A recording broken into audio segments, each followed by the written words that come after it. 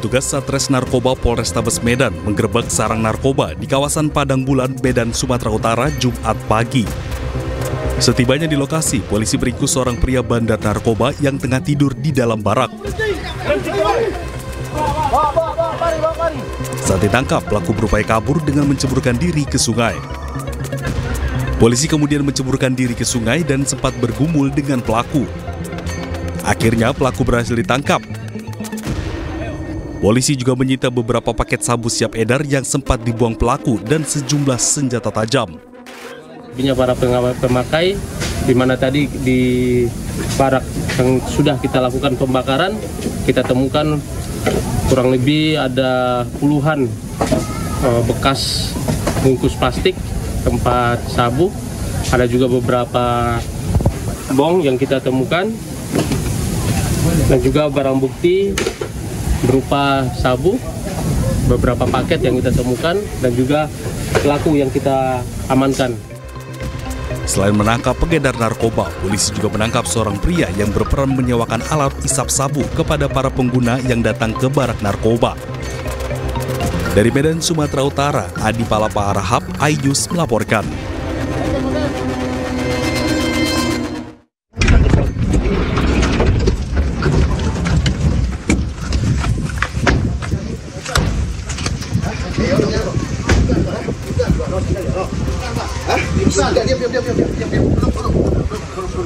Satu persatu, komplotan spesialis pencurian kendaraan roda 4 digerebek petugas buser Polres Majalengka di tempat persembunyian di wilayah Indramayu, Jawa Barat.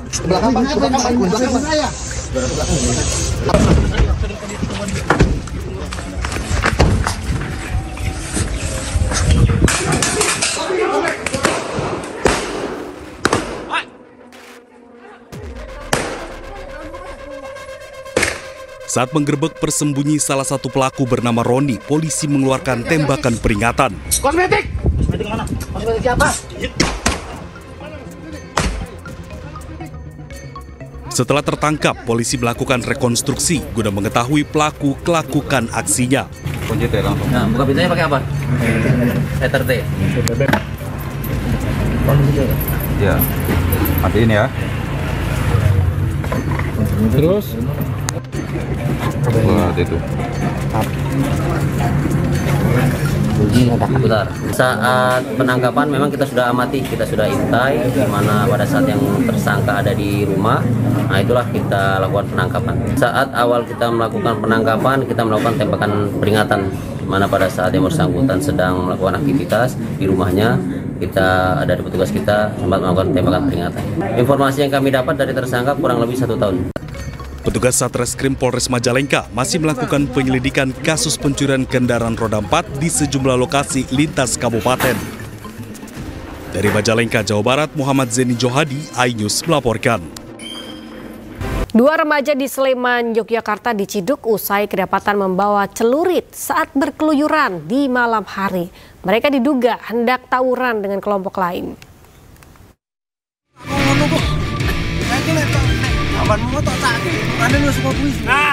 Dua remaja berinisial AA dan RF diamankan polisi bersama warga di kawasan Sumberadi, Melati, Sleman karena kedapatan membawa senjata tajam jenis celurit sambil mengendarai motor pada tengah malam. Kedua remaja kemudian dibawa ke Mako Polsek Melati, Sleman berikut barang bukti sebilah celurit. Hasil pemeriksaan, awalnya pelaku selintang-tang dengan kelompok lain dan diduga hendak tawuran. Namun pelaku keburu ditangkap warga yang kebetulan anggota Polri yang rumahnya di sekitar lokasi. Mereka bertemu juga dengan rombongan yang lainnya, ya, kumpulan anak-anak, dan akhirnya mungkin di situ ya, terjadi kesalahpahaman dan akhirnya saling tantang. Pelaku ini akhirnya mengeluarkan sajam, ya, berupa celurit usia 17. Sementara akibat perbuatannya, kedua pelaku dijerat Undang-Undang Darurat tentang kepemilikan senjata tajam. Dari Sleman, Yogyakarta, Heru Trijoko melaporkan. Selamat menunaikan ibadah salat subuh untuk wilayah Jakarta dan sekitarnya. Pemirsa, Anda kembali menyaksikan Anyus Pagi. Warga Kapuk Muara penjaringan bentrok dengan petugas keamanan khusus perumahan Pantai Indah Kapuk, Jakarta Utara. Bentrokan buntut dari tuntutan warga yang meminta dibukanya akses jalan yang melewati kawasan PIK.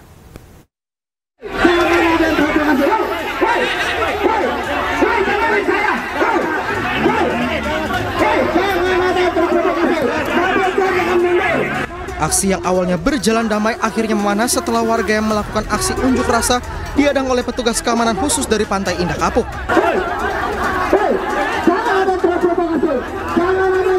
Kami tidak punya senjata, kami hanya punya keinginan dan cita-cita. Warga yang berorasi terprovokasi setelah salah satu warga ditangkap paksa oleh petugas keamanan. Nanti saya yang beresin. Udah, mundur. Biarin. Upaya paksa petugas keamanan dalam membubarkan aksi unjuk rasa warga membuat bentrokan tidak terhindarkan. Jangan ada yang ngomong-ngomong.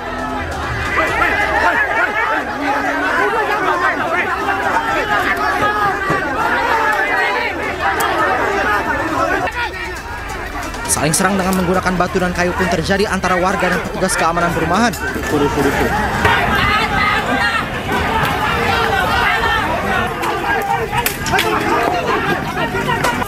Bentrokan berhasil diredam setelah warga memilih mundur.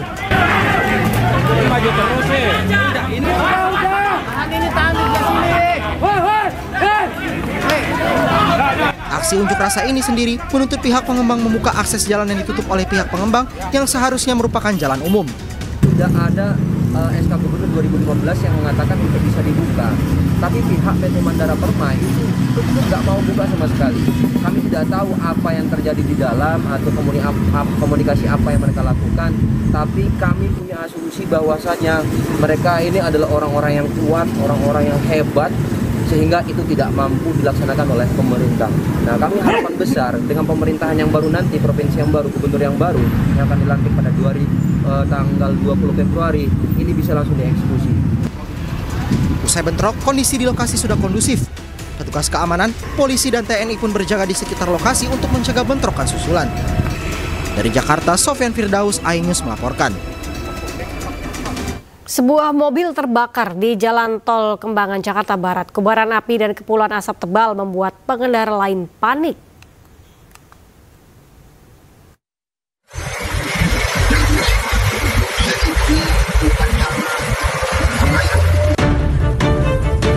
Kepulan asap hitam disertai kobaran api membakar sebuah mobil SUV di Jalan Tol Kembangan, Jakarta Barat.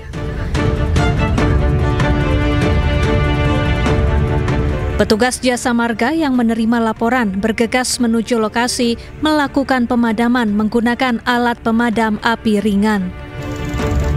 Karena kobaran api tak kunjung padam, sebuah truk tangki berisi air pun diterjunkan. Api pun padam sementara penumpang dan sopir selamat. Pokoknya ada juga mobil lewat aja, memang itu habis kebakar. Terus nggak tahu apa-apa saya mah. Ada kelihatan aja gitu, saya di mobil aja biasa tiduran. Warna apa mobil Pak? Putih itu. Mobil yang hangus kemudian dievakuasi sementara penyebab kebakaran masih diselidiki. Dari Jakarta, Miftahul Gani, iNews melaporkan. Presiden Prabowo Subianto mengumpulkan para ketua umum Parpol Koalisi Indonesia Maju, Kim Plus, di kediamannya di Hambalang, Bogor, Jumat siang. Sejumlah Menteri Kabinet Merah Putih juga tampak hadir dalam pertemuan tersebut.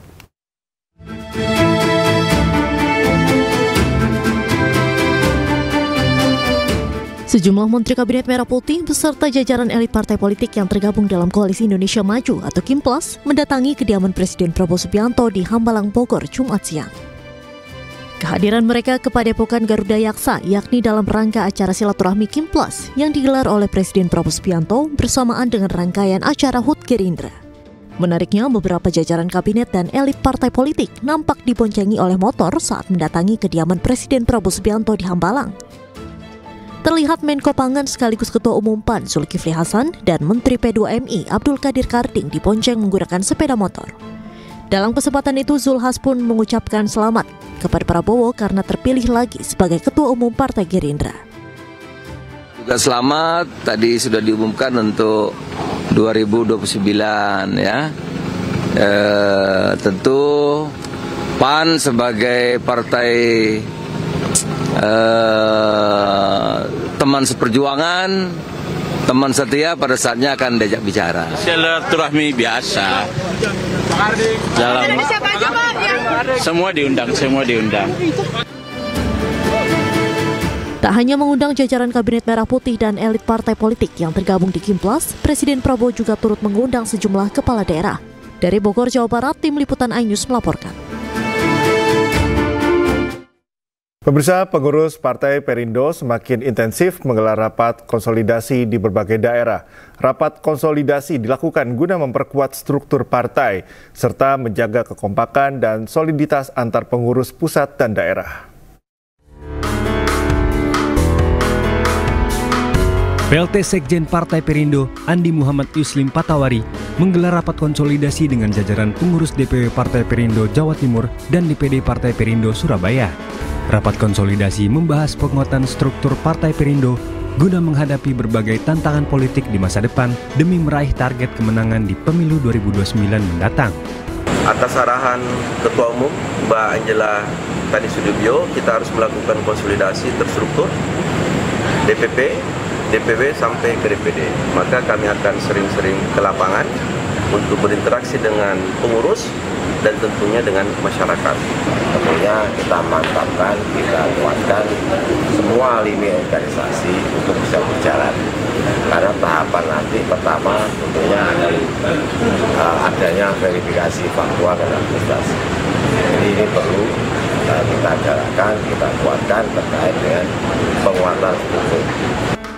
Dalam rapat konsolidasi ini, jajaran pengurus dan kader partai pimpinan Angela Tanu Sudibyo ini juga diminta untuk mensosialisasikan program-program partai kepada masyarakat. Kalau dari DPD Kota Surabaya sendiri lebih berkomitmen untuk lebih ada dan mendengar masyarakat Kota Surabaya, yang mana saat ini kami juga akan menargetkan suara-suara masyarakat yang cenderung berada di usia milenial dan juga Gen Z. Konsolidasi antar kader partai berlambang Raja Wali mengembangkan sayap ini akan terus digalakan agar Partai Perindo semakin solid untuk menghadapi Pemilu 2029 mendatang.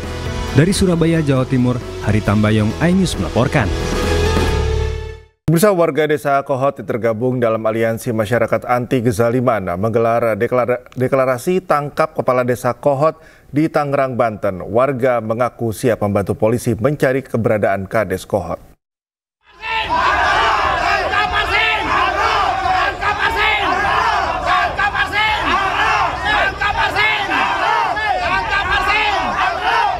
Teriakan seperti ini disampaikan puluhan warga desa Kohot, Kecamatan Paku Haji, Kabupaten Tangerang, Banten, yang menggelar deklarasi tangkap Kepala Desa Kohot Arsin bin Asip.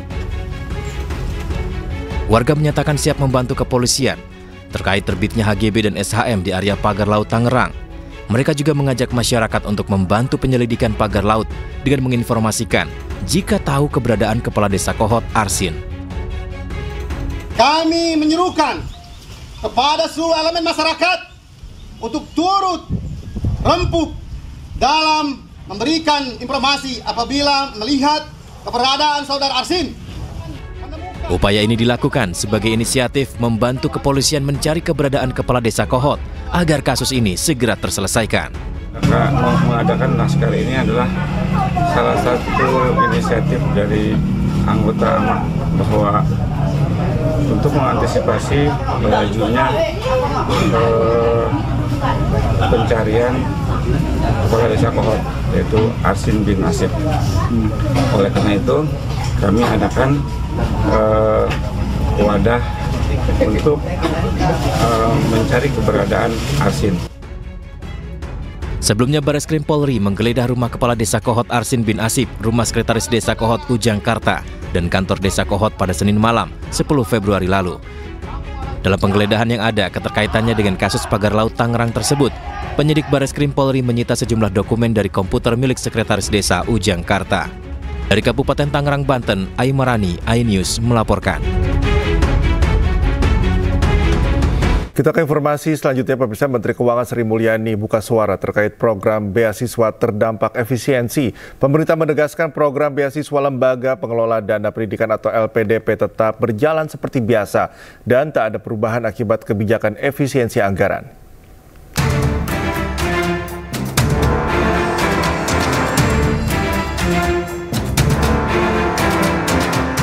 Menteri Keuangan Sri Mulyani buka suara soal kabar yang menyebut beasiswa dari Kemendikti-Saintek kena pangkas akibat efisiensi anggaran. Sri Mulyani menegaskan bahwa hal tersebut tidak benar. Beasiswa yang sedang berjalan seperti 40.030 mahasiswa penerima LPDP, Program Beasiswa Pendidikan Indonesia di bawah Kemendikti-Saintek, dan Program Beasiswa Indonesia Bangkit di bawah Kemenak tetap berjalan sesuai kontrak. Anggaran Kartu Indonesia Pintar atau KIP sebesar Rp14,69 triliun yang dialokasikan untuk 1.040.000 mahasiswa juga tak mengalami pemotongan atau pengurangan. Mengenai berita munculnya terkait beasiswa Kartu Indonesia Pintar, kami tegaskan bahwa beasiswa Kartu Indonesia Pintar tidak dilakukan pemotongan atau pengurangan. 40.030 siswa beasiswa penerima LPDP, Kemendikti-Saintek yaitu Beasiswa Pendidikan Indonesia, dan Beasiswa Indonesia Bangkit di bawah Kementerian Agama juga tetap berjalan sesuai dengan kontrak beasiswa yang sudah dilakukan. Sri Mulyani juga menegaskan bahwa tidak ada pemutusan hubungan kerja atau PHK tenaga honorer di kementerian dan lembaga imbas pemangkasan anggaran ini. Terkait berita mengenai pemutusan hubungan kerja atau PHK honorer di lingkungan kementerian dan lembaga, dengan ini disampaikan bahwa tidak ada PHK tenaga honorer di lingkungan kementerian dan lembaga. Kami memastikan bahwa langkah efisiensi atau dalam hal ini rekonstruksi dari anggaran-anggaran kementerian lembaga tidak terdampak terhadap tenaga honorer.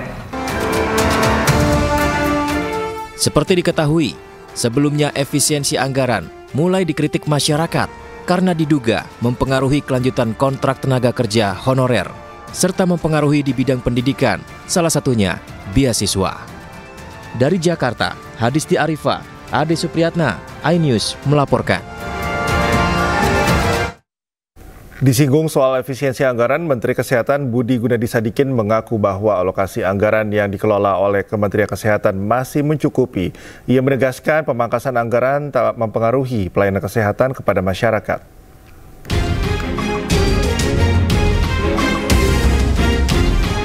Menteri Kesehatan Budi Gunadi Sadikin menegaskan bahwa pemangkasan anggaran yang terjadi di Kementerian Kesehatan tidak mempengaruhi pelayanan kesehatan yang diberikan pemerintah kepada masyarakat. Hal tersebut disampaikan langsung saat mengunjungi program kesehatan gratis di Puskesmas Waru, Kecamatan Waru, Kabupaten Sidoarjo, Jawa Timur, Jumat pagi. Dalam keterangannya, Budi membenarkan berkaitan dengan persoalan efisiensi anggaran dari pemerintah pusat ke Kementerian Kesehatan saat ini. Meski anggaran Kementerian Kesehatan telah dipangkas sekitar 19 triliun rupiah, namun pihaknya menilai bahwa keseluruhan anggaran yang turun masih mencukupi untuk melakukan program-program prioritas pemerintah. Mungkin anggaran kita masih cukup.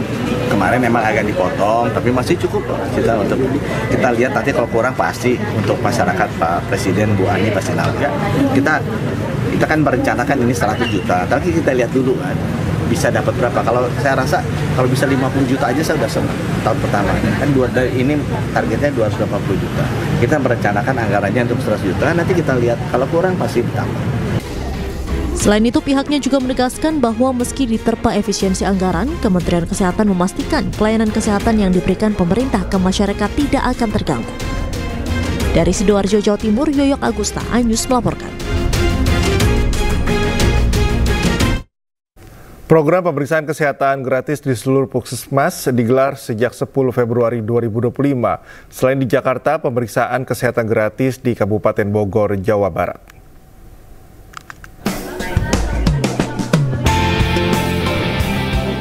Pemerintah menggelar pemeriksaan kesehatan gratis di seluruh puskesmas mulai 10 Februari 2025. Salah satunya di Puskesmas Gambir, Jakarta Pusat. Hari ketiga pemeriksaan kesehatan gratis kali ini dihadiri Menteri Koordinator Bidang Pembangunan Manusia dan Kebudayaan Pratikno yang berulang tahun. Di ulang tahunnya yang ke-63, Pratikno menjalani pemeriksaan darah, mata hingga jantung. Pemeriksaannya sangat lengkap, bahkan ada pemeriksaan yang saya belum pernah lakukan sebelumnya di pemeriksaan yang sebelum-sebelumnya. Sementara di Kabupaten Bogor, Jawa Barat, bertepatan Hari Anemia Dunia, pemeriksaan kesehatan gratis juga digelar di kantor Kelurahan Nanggawer, Kecamatan Cibino. Kali ini masyarakat yang terdiri dari ibu dan anak dapat memeriksa kondisi tulang agar terhindar dari risiko anemia.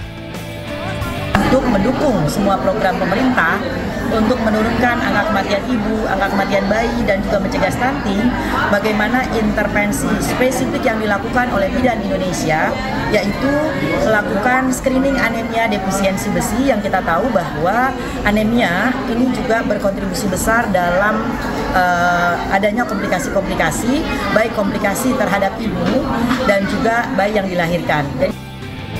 Usai pemeriksaan kesehatan massal, warga juga dibekali pengetahuan tentang pencegahan anemia.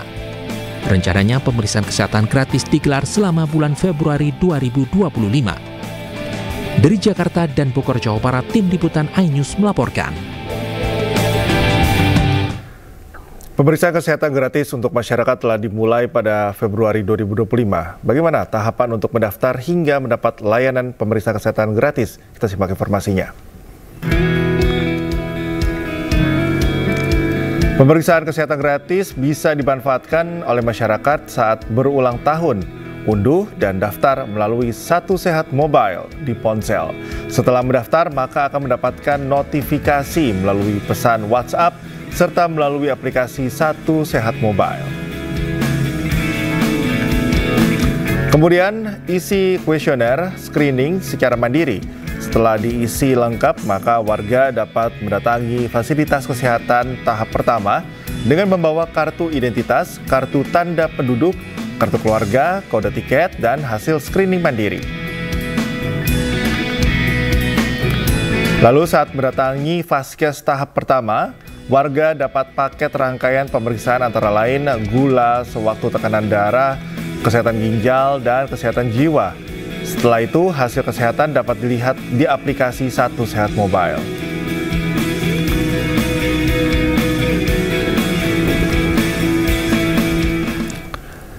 Kesepian dan depresi kerap dialami oleh para lansia. Untuk itu, pemerintah menginisiasi sekolah lansia yang diharapkan dapat membuat warga lanjut usia bahagia dan memiliki kegiatan yang produktif.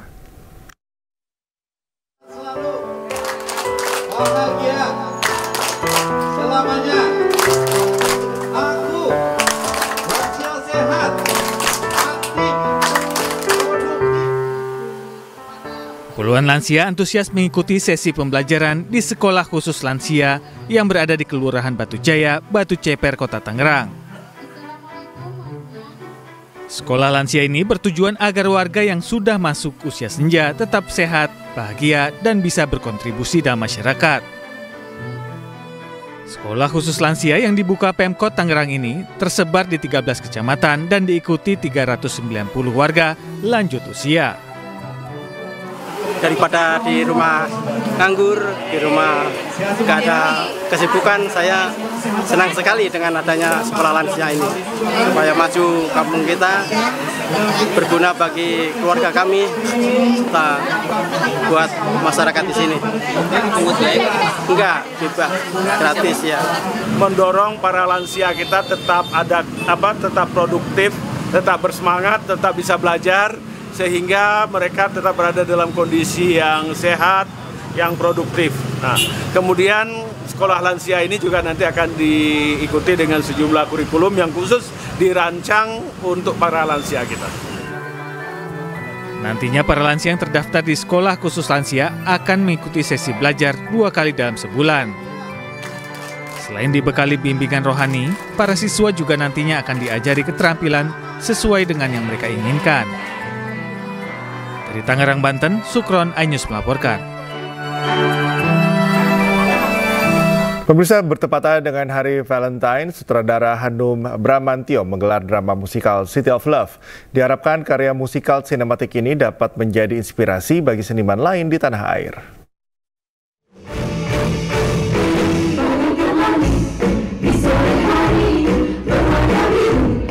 Inilah drama musik City of Love yang mengisahkan perjalanan cinta sepasang muda-mudi bernama Sandhya dan Kala. Kisah cinta Sandhya dan Kala mendapatkan tantangan lantaran hubungan mereka tidak direstui oleh orang tua.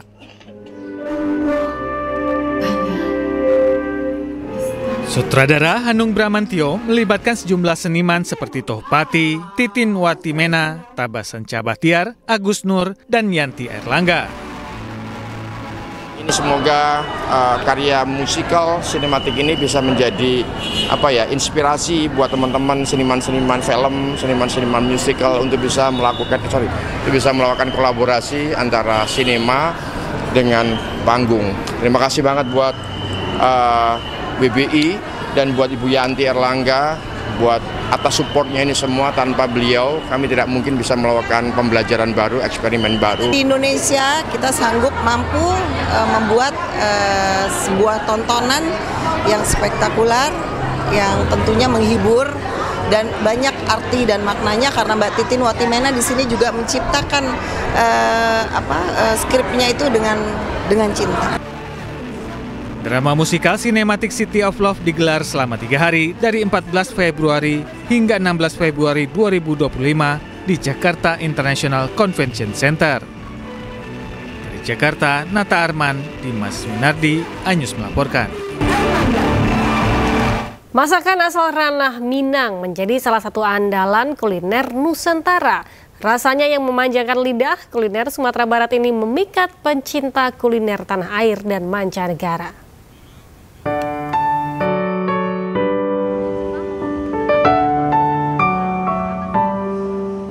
Restoran Padang Sederhana telah menjadi salah satu ikon kuliner di Indonesia yang terkenal bahkan mendunia.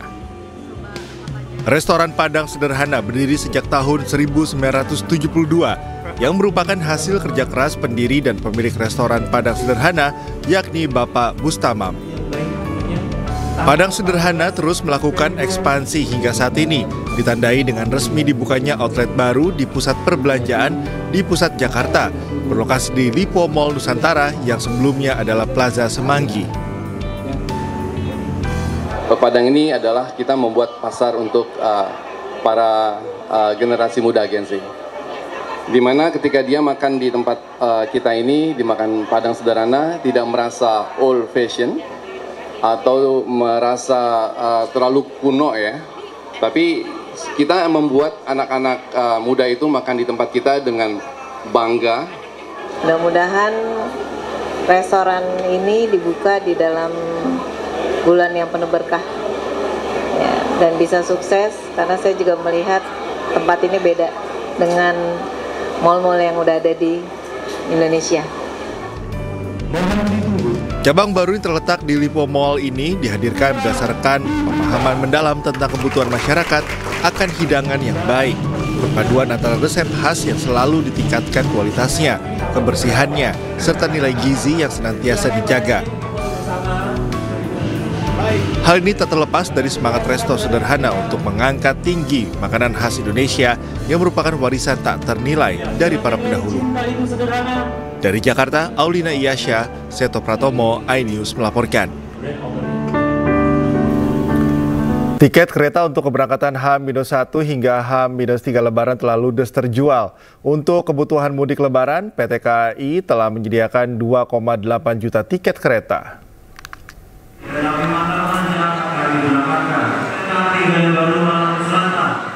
Sejak penjualan dibuka pada 4 Februari lalu, pemesanan tiket kereta api mudik Lebaran terus mengalami peningkatan. Tercatat lebih dari 2,8 juta tempat duduk yang disediakan untuk keberangkatan tanggal 21 Maret hingga 11 April 2025. Namun, tiket kereta api mudik untuk H-1 hingga H-3 Lebaran telah ludes terjual. Kami mohon maaf jika di dalam pemesanan tiket untuk 1 minggu terakhir untuk pemesanannya sangat banyak sekali sehingga ada mengalami beberapa kendala. Kritik dan saran yang kami tampung melalui kontak center 121 terus dievaluasi sehingga kami juga terus memperbaiki sistem agar pelayanan tiket ini semakin nyaman. PT KAI juga tengah mempersiapkan layanan kereta mudik tambahan untuk mengantisipasi lonjakan penumpang. Dari Jakarta, Rani Sanjaya, iNews melaporkan.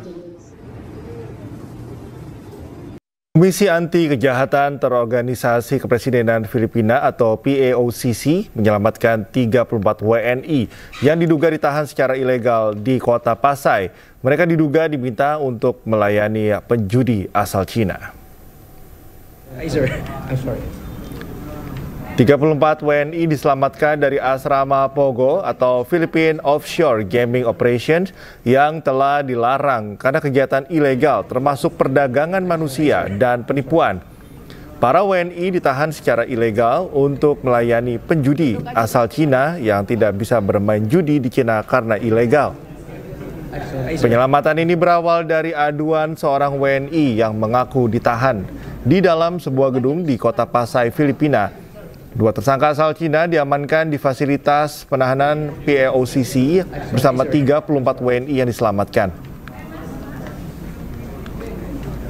Duduk aja di situ, ngadep ke sana, nggak apa-apa. Berkas perkara kasus korupsi impor gula di Kementerian Perdagangan yang menjerat ex-Menteri Perdagangan Thomas Lembong dilimpahkan ke Kejaksaan Negeri Jakarta Pusat pada Jumat siang. Ya, Tom Lembong mengaku siap menjalani persidangan dan yakin kebenaran akan terungkap. Dan informasi ini sekaligus menutup iNews pagi hari ini. Cuplikan tayangan berita iNews dapat Anda saksikan di kanal YouTube @official iNews. Mewakili kerabat kerja yang bertugas, saya Cikal Multazam. Dan saya Galuh Pandu, pamit undur diri. Terima kasih, selamat pagi dan sampai jumpa.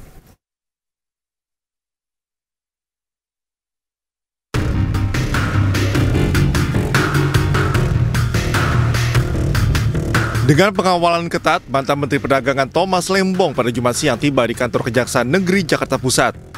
Tom Lembong beserta berkas perkara kasus dugaan korupsi importasi gula di Kementerian Perdagangan pada 2015-2016 dilimpahkan Kejaksaan Negeri Jakarta Pusat setelah berkas perkaranya dinyatakan selesai dan siap disidangkan.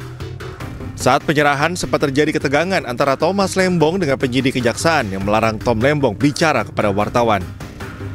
Saya punya hak untuk berbicara ya? Iya Pak, silakan Pak. Iya Pak, punya hak untuk berbicara ya? Iya Pak. Saya punya hak ya untuk berbicara? Betul. Ya. Tentunya kami mengharapkan profesionalisme ya kan dari Kejaksaan. Saya bukannya punya hak untuk berbicara ya? Boleh. Ini wartawan sini boleh? Oke, sebentar aja ya. Ya, gimana Pak Lembong? Ya, gimana Pak? Ya, kita terus kooperatif dan berupaya untuk kondusif. Tapi bagi saya ini prosesnya agak lama ya. Dan makin lama nih Pak, makin lama. Nanti kalau diinterupsi terus Pak, maaf. Jadi rasanya prosesnya agak lama ya. Sprindik terbitnya Oktober 2023. Katanya penyidikan sudah berjalan 12 bulan. Kalau udah itu tidak masuk dalam pokok perkara Pak. Jadi ini kan tidak pokok perkara Pak. Iya. Ini proses, ya kan. Jadi ini saya sudah ditahan 3 bulan. Jadi buat saya sih agak lama ya prosesnya. Ya. Terima kasih. Tapi siap disidangkan Pak. Pak Tom, harapannya sidangkan atau gimana Pak Tom? Mungkin harapannya ketika di pengadilan nanti Pak Tom. Tentunya tetap saja kebenaran terungkap. Ya, supaya kebenaran terungkap dan tolong kasih jalan. Kasih jalan. Ayo kita kejar waktu. Tom Lembong akan ditahan selama 20 hari ke depan di Rutan Salemba sebelum menjalani persidangan di Pengadilan Tindak Pidana Korupsi Jakarta Pusat. Adapun tersangka yang kami terima dan ada 2 orang. Yang pertama atas nama PTL, yang kedua atas nama CS, Thomas Trekasih Lembong dan Charles Sitorus. Terhadap kedua tersangka tersebut pada tahap 2 atau beralih tanggung jawabnya dari penyidik pada penuntut umum, oleh penuntut umum dilakukan penahanan. Selain Tom Lembong, Kejagung juga melimpahkan berkas perkara mantan Direktur Pengembangan Bisnis PT Perusahaan Perdagangan Indonesia, Charles Sitorus. Dari Jakarta, Randi Sanjaya, iNews melaporkan.